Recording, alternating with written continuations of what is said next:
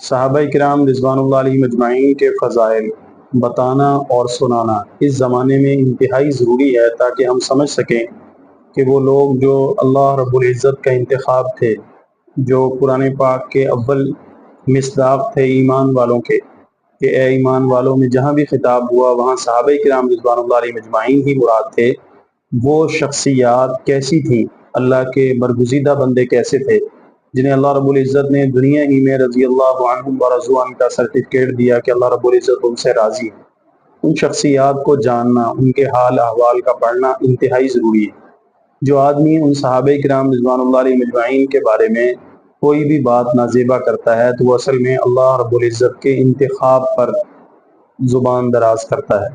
بلکہ بہت سی روایات کے مطابق حضور صلی اللہ علیہ وسلم نے جہاں ان چیزوں کو ممانعت کی تھی، وہ اس کا مصداق بنتا ہے کہ وہ صحابہ کرام رضوان اللہ علیہ اجمعین کے خلاف بات کر کے، بول کے اپنے آپ کو ان لوگوں میں شمار کرتا ہے جن کا اسلام سے کوئی تعلق نہیں، اس لیے کہ نفاق اور ایمان ایک دل میں جمع نہیں ہو سکتے۔ کوئی صحابی منافق نہیں ہو سکتا اور کوئی منافق صحابی نہیں ہو سکتا، وہ ہمیشہ ایک الگ دائرہ کار میں ہی رہتے ہیں۔